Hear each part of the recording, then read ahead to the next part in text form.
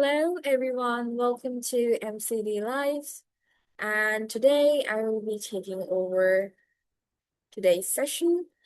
And as you must have read by now about today's session, we will be talking about identity and the psychology behind identity and the question that we usually ask every time we have an interview and we're asked, tell us about yourself. Who are you? And we start talking about our degrees, our qualification, our academic achievements, um, our career achievements, and all of those things. So today we will be talking about the identity, our identity, how it's built, the neuroscience behind it, and I will start off by asking you the same question that I asked in the session about navigating life challenges or navigating life transitions. When I ask you, who are you? What comes to your mind? And I want you to ask your own self, who are you? And just take a moment before you can answer me. Um, or you can tell yourself who you are. Take a moment to pause. Because as I just said, we continuously introduce ourselves through our achievements, our relationships. I am a mother, I am a father, I am a student, I am a manager, I am this, I am that. But do they actually tell who we are? Do they actually give the sense of who we are? These are just labels because of the roles that we have to play. Let's suppose if we don't if one says I'm a wife and the marriage ends, what are they supposed to be? That role is taken away from you. Then how would you describe yourself then? Because people associate their identities with the roles that they have to play. And if those labels, if we suppose take away those labels, if a person is not a student anymore, if they say I'm a student, who are you? I'm a student. Your relationship, your careers, and everything is changing, then how would you answer this question? And considering that we have to constantly reinvent ourselves, we have social media, we have to interact with people, and online, social media encourages us to curate different versions of ourselves for the different kind of audiences. You may not be the same person on LinkedIn as you are on Instagram, right? And you have to be very professional on LinkedIn. You have to be very articulate and very logical and reasonable on LinkedIn because you are in touch with your employees and potential employees and in or your employer. And there are certain things in your professional life, certain traits that, of course, will be rewarding for you. Let's say if you are being asked if you can describe yourself in a job interview, you're definitely going to talk about how you're a team leader, you have team leading ability, you have the strength to manage time, these things, this and that, etc. Now you are going to talk about these things. But when you talk about your family, these are professional things. When you talk about your family and your culture, they have different expectations from you, particular roles that you have to fulfill, right? And somewhere between these expectations and our own aspirations, um, our own imagination of who we are supposed to be, we lose touch with the actual person beneath that performance of being the perfect employee, the perfect mother, the perfect father, the perfect husband, the perfect daughter, the perfect son. We lose who we are because we are associating our identities with what? With the role that we are playing. Now, we often find it struggling for us because we believe that identities are supposed to remain static throughout our lives, but that's not how it works. Uh, the concept of identity in itself is um, very fascinating because it's personally and profoundly um, influenced by the world that is around us. It cannot just happen from the time you are born, right? It is a continuous thing. Your relationships, your success, your disappointments, and all the things combined, your culture, every single significant experience that happens in your life, it contributes to the way you understand yourselves. So today we will be discussing this and how it's built, and before we begin with the discussion further, we shall start off by bringing our attention and mental presence into this session by doing a short mindfulness exercise. That is meeting yourself beyond those labels. So, Let's spend a few Aisha, minutes. this is Vardini. What was the topic today? I just joined a I'm couple minutes late. sorry. What was the topic today? Like the Uh, topic I'm today? not able to hear you for some reason. Just can you type it? Oh, it is typed. What was the topic today? I can't see your chat. Okay, what was the topic today? Yes. It is about identity. It is about understanding the psychology behind your identity, how your identity is built over time.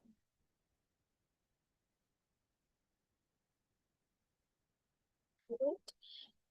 Okay, let's keep this chat open so I can keep on looking at the messages. Perfect. All right, so let's start off with the mindfulness activity, which is meeting yourself beyond the labels. And we will understand identity through the help of neuroscience today. But before that, we need to be present where we are. We need to be aware of what we are learning, right? So, one of the most difficult things about our a globalized world, a world where you have to remain consistently in contact with people, is because we constantly analyze ourselves, we criticize ourselves, and we are just constantly judging ourselves for very small things, right? So we forget to spend some time to actually look towards the inside of us, the inner self, the inner part that we forget to look at because of so much scrutinization that we have towards us.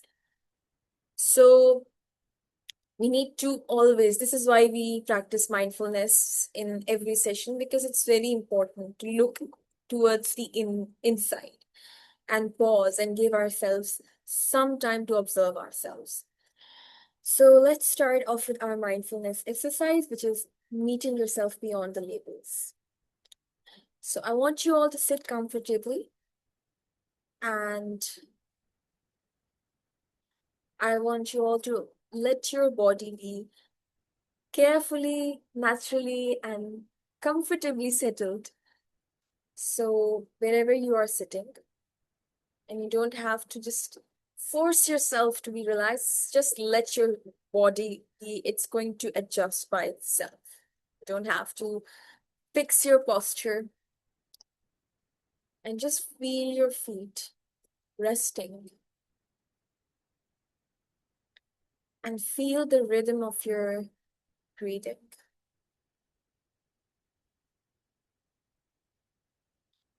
And now slowly move your attention towards your breathing.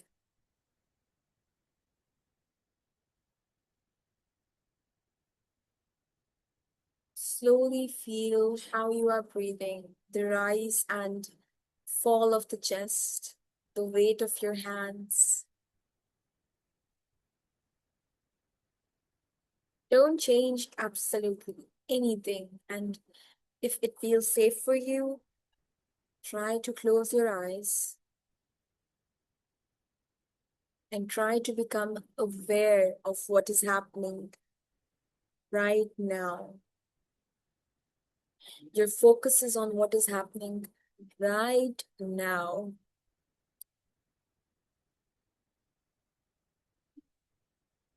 Take a deep breath in through your nose and out from your mouth.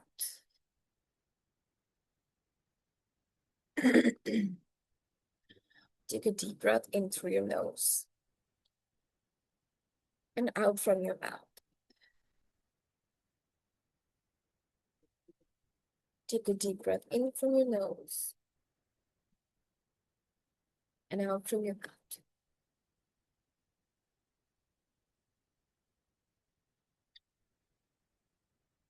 Now I want you all to just think about any label, any label, or literally every single label that you may have ever used to describe yourself on different occasions of your life. If someone asked you, who are you? Look towards your heart, feel your heart, and answer yourself with every label you have ever used for yourself. It could be your name, your profession, your age, your relationships, achievements.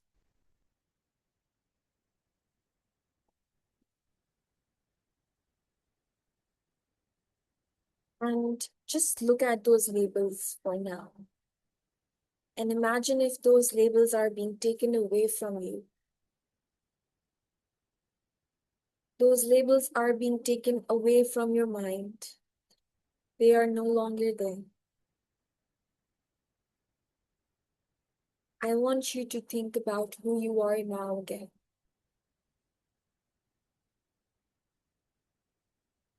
How would you define who you are or your identity if these labels don't exist in your mind? Who are you? What happens within you? Do you feel confused, curious, or do you feel do you feel relieved because you no longer have to perform? Or are you looking for another label because this uncertainty is, of course, feeling uncomfortable?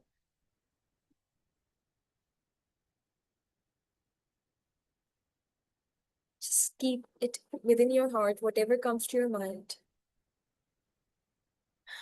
And now ask yourself again, how much of um, how much of who I believe I am, it comes from my own values, and how much of what I believe I am comes from the roles that I have to perform because of the cultural, familial, and and professional expectations.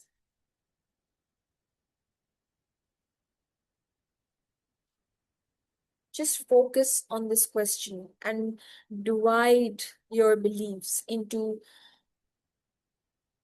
those that come from your own values and those that come from the roles that you have to play.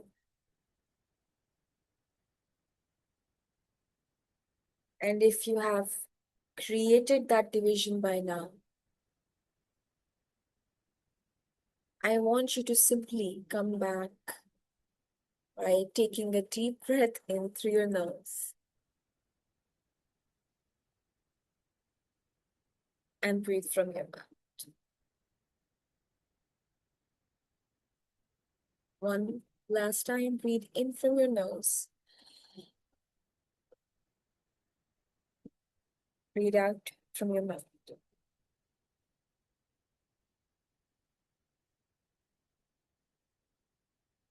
I hope you made that distinguishment between between your beliefs that come and stem from your own values and the beliefs that come from your roles that you have to play. We're going to get into that, but by the end of the session. So I want you to keep that in your mind. And now you're going to understand the concept of identity.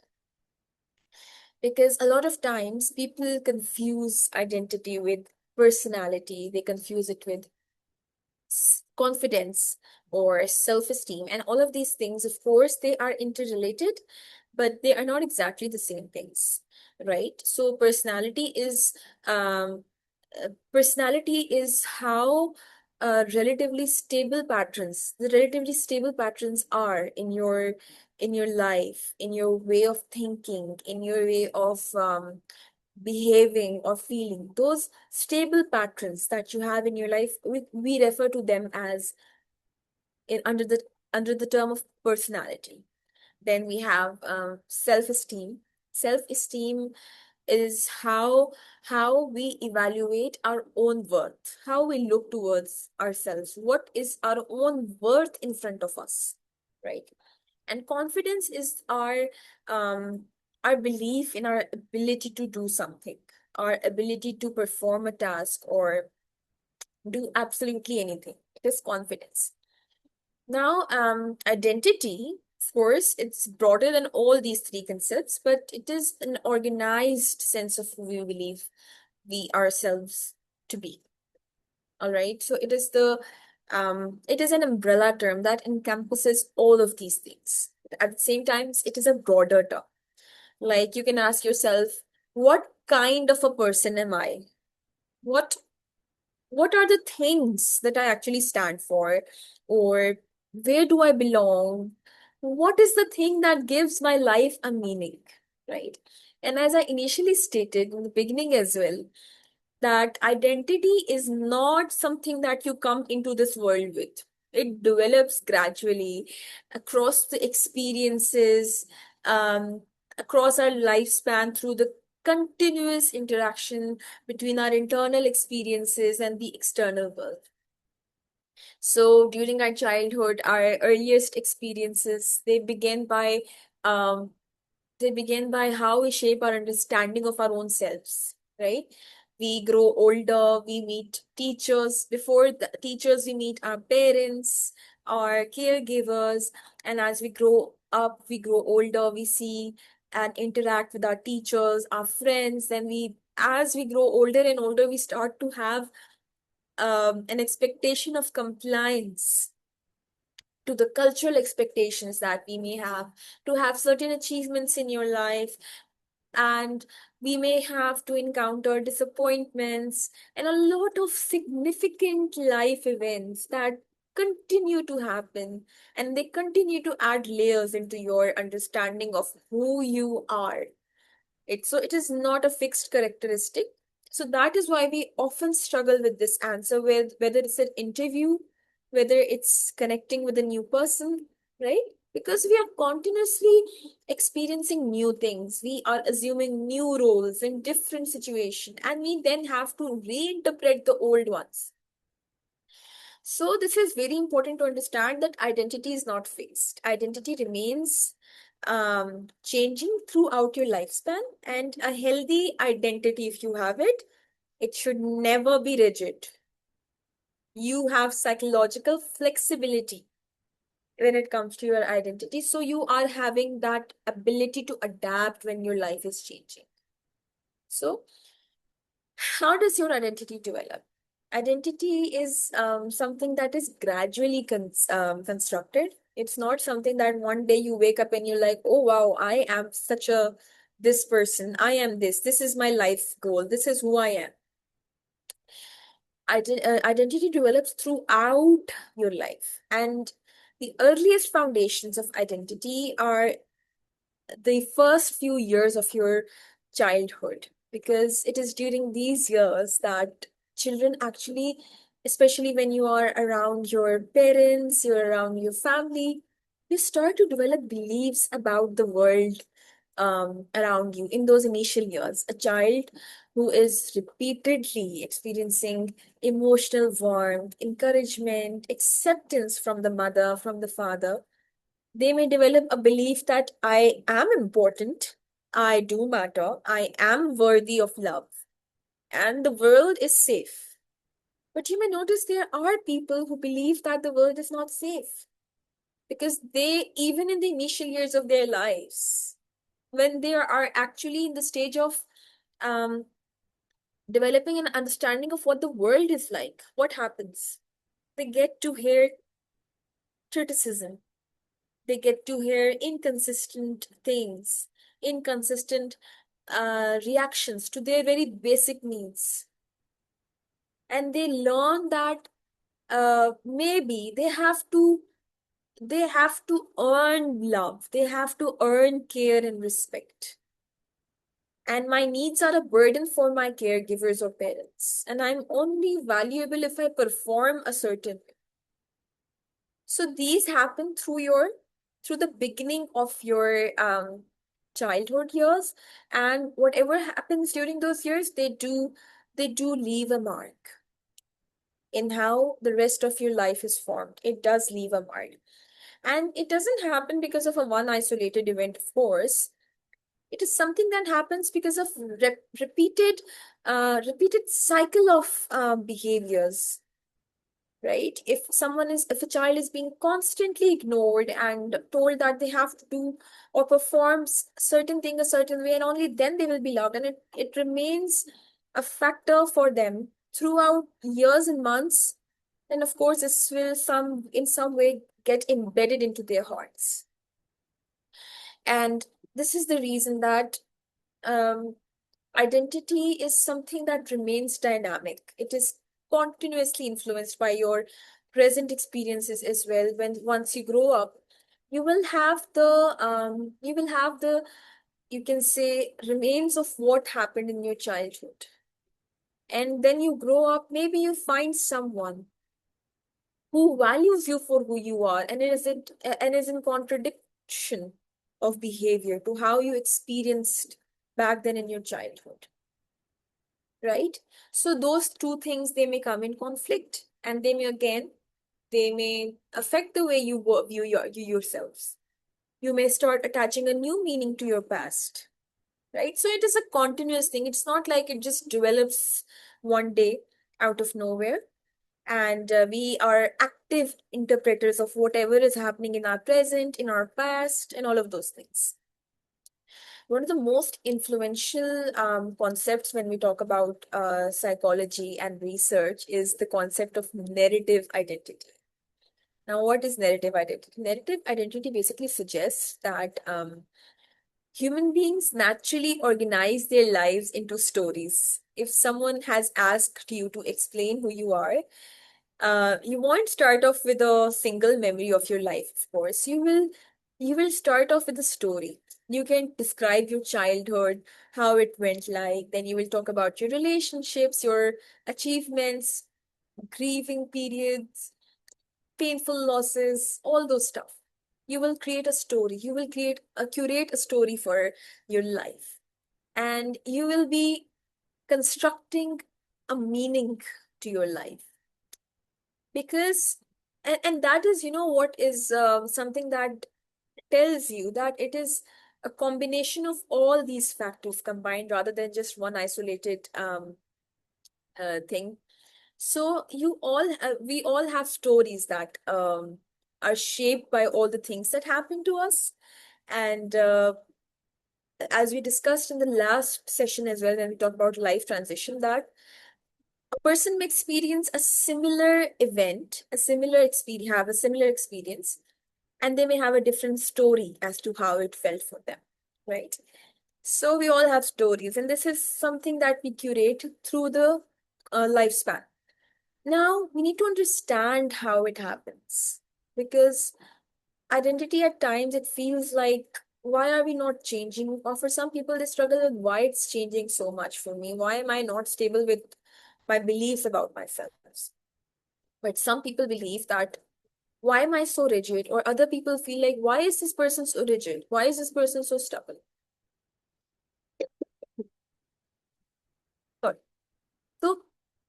if we are talking about experiences and all these things combined, and we are saying that our personality, sorry, our identity is evolving throughout our lives, then why does it feel so permanent for some people? Because there are people who continue to carry beliefs about themselves that are not actually reflective of who they are, right? So we need to understand the neuroscience of it. We don't have an identity center, of course, but our brain has the ability to become more efficient throughout our lives. Now, let's say if we are repeatedly thinking about a thought, we are repeatedly thinking about a concept, or we are repeatedly thinking about an experience, or we are experiencing an emotion, or we are behaving in a certain way, or we respond to some situation similarly, then the brain will recognize these patterns as important patterns.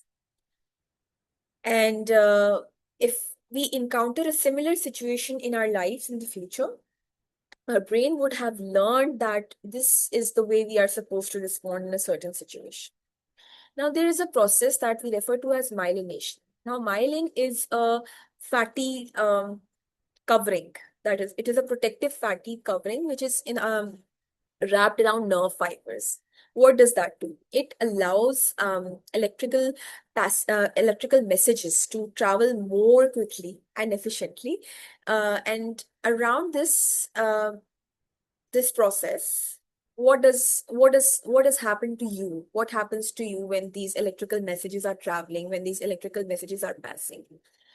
Every time when we are practicing something, when we are repeating something, our neural pathways get strengthened, whether it's through a behavior, it's through an experience, and everything.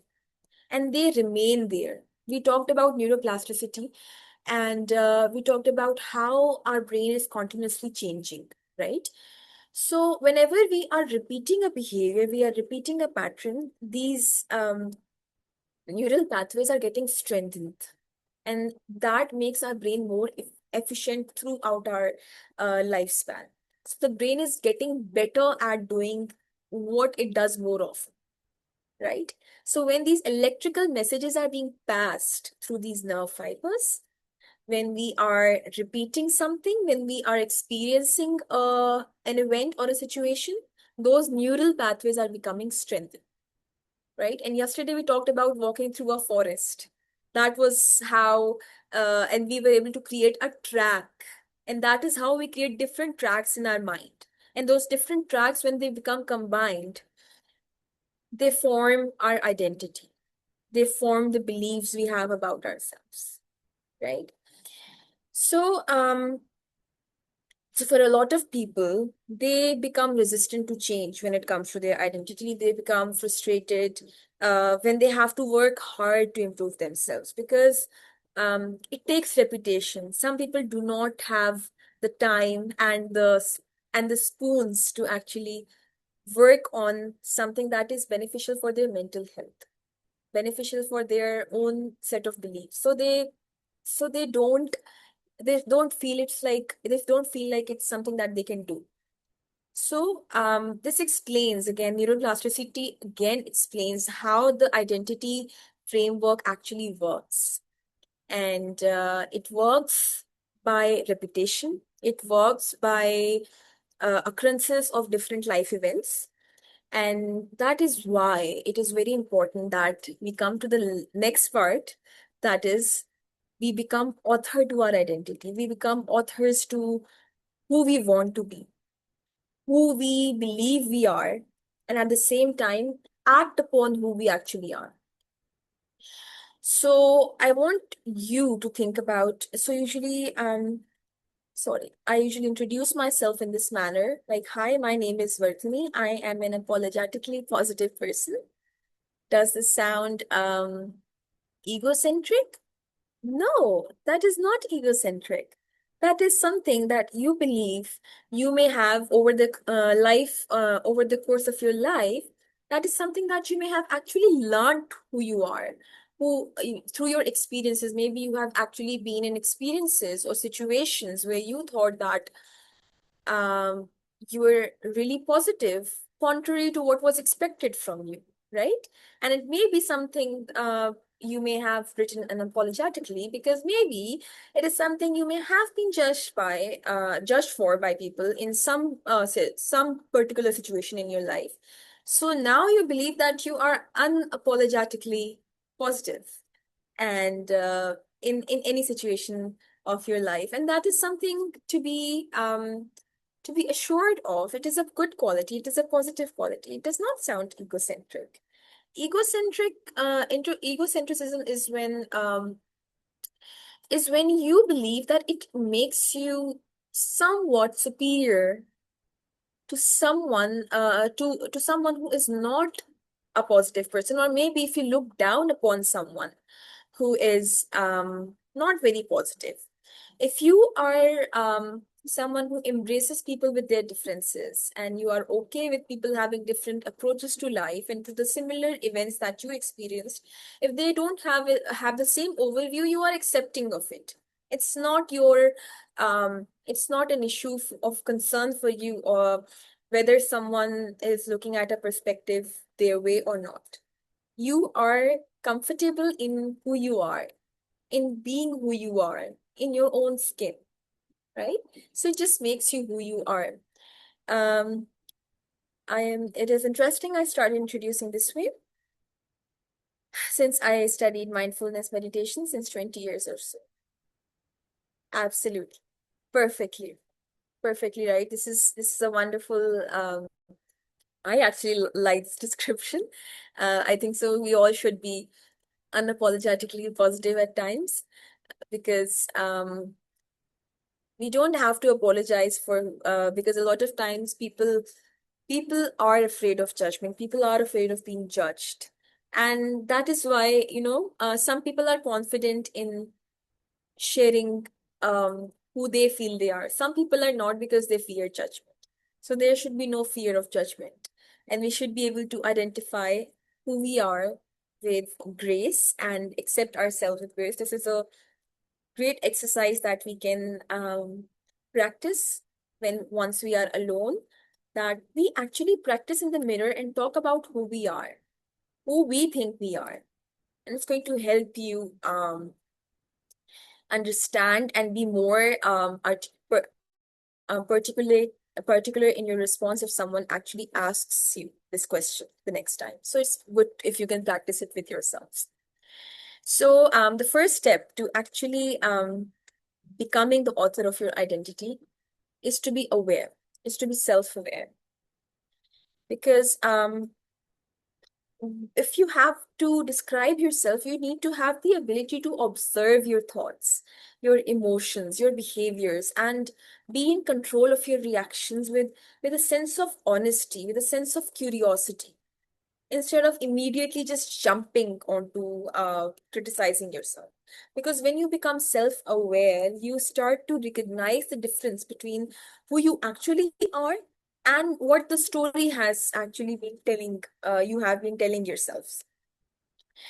So once you actually make that distinction, you have the self-awareness that you need to curate an actual identity for yourselves, right? And you are not associating your identity to a particular event in your life. And you can be self-aware by practicing mindfulness, because it strengthens your ability to be self-aware. Mindfulness, because a lot of people, they just assume it's to relax yourselves, it's to calm yourself, but its actual purpose is to aware yourself. Its actual purpose is to make you notice your internal experiences without becoming too overwhelmed with those experiences. So practice mindfulness, practice being present for yourself, because you will be able to distinguish between the reality and the ideal only and only if you are aware of the reality of what is going on, of your presence, of your conscious. So practice mindfulness. and create a distinction. And another important thing is to focus more on living according to your values rather than the labels that people have given. You know, oftentimes we struggle with decision making because we are like this my value is not aligning with this particular situation. I cannot do this, but as a mother, this is something I have to do. As a teacher, this is something I have to do.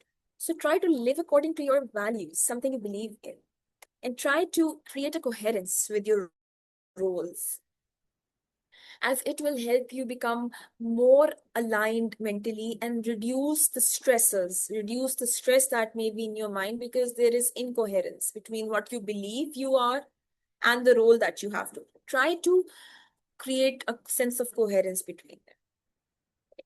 And your values could be being kind, being honest, being curious, even being compassionate, and all of these things define who you are. You can be kind in a particular situation. If you feel like there's a conflict coming in between your value and the role you have to play, focus on what your values tell you. Focus on what your values sound like in your mind. I have the fear of committing mistakes, although people believe that I can do, and I do also. But before that, I have self doubt. What if I don't succeed? Was there any experience in your life that may have made you feel like that? Again, we base our identities and our labels that we have for ourselves on single role that we have to play, or the single experience we had to go through. But that's not right. Every human being goes through a period where they do make mistakes. We are all human beings, and every human being makes mistake. And it's through mistakes that we learn that we shouldn't be making same mistake twice. If you don't make a mistake, you will not learn. So making mistakes is a human quality, is a human trait. It makes you human being, right? So if you're focusing too much on whether or not you're going to make a mistake, or it's going to take away um your ability to remain stable in the current time, in the present. You don't have to think about the future, and you don't have to think about the past. The past regrets and the future worries and fears, they are going to create a hindrance in your present time. So you need to work on finding your values and removing the self-doubt. Yesterday we talked about evidence-based approach. Look towards these beliefs and these thoughts through an evidence-based approach. What evidence do you have against or on in support of this belief? If someone I love had this belief, how would I approach them? How would I talk to them? And that would answer you in what way you should be dealing with your own self, if since you are in a situation like this. So before we end today's session, go we need to end it with a thought that because we in the beginning talked about creating a distinction between who we believe according to our values and who we believe according to our roles, right? So I wanted you to create that distinction is because we keep on searching for our identity. We keep on struggling for it throughout our lives, but it is not something that we will find all of it automatically out of like a treasure box or something like that. It is something that um that doesn't get to be created from the worst mistake that you made. As you said, I'm afraid of making mistakes. Make mistakes. It's not supposed to create or completely define your identity. Your mistakes don't define your identity, and neither do your achievements, neither do the labels. You are shaped by the values that you choose to live by. If you are kind, you are practicing kindness, and that is your identity. And you respond to your life challenges in in going through these values by keeping these values in your mind, right? So, as we end the session today, I want you to go by reflecting on this, that if my identity is being shaped every day, then and we discussed that it's because of our values, then what identity, what kind of a person am I choosing to become today? What is it that I'm doing every day? Small things that is defining my identity. Go out with this question today and think about it. Slip ups are stepping stones to success. Absolutely right. Absolutely right. Your mistakes are supposed to help you um, understand and learn something new. Mistakes are stepping stones. That is the better word to describe it. They are like stepping stones. They are going to help you. If you make a mistake today, tomorrow you will know. But in this situation, I know what not to do, right? So today we all go off with this question, that if identity is formed throughout our lives, then what are we doing for ourselves that is in line with our values? Because um we should be following what we believe in and what our values are. We should live by our values. And that is exactly what our identity should be based on, rather than what roles we have been given. So today we go off with this question. And if anybody wants to share anything, you are always welcome to share. And if not, we can call it a day.